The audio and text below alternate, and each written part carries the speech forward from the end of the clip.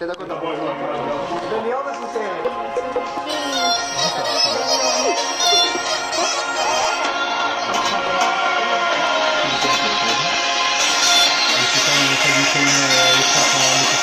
למה כולם פה מתרגשים? מה מיוחד כאן השבוע? למה כולם פה מתחרים? ואף אחד כאן לא נראה רגוע.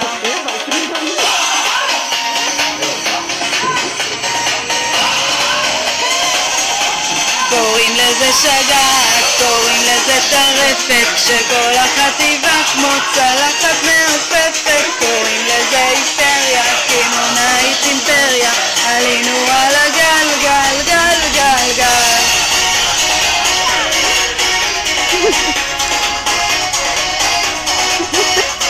אצלנו פה עכשיו נחים, כל כך ברור כל מה שקורה פה, מרכז עסקים במרכז העניינים, אין מצב שאנחנו לא נזכה פה.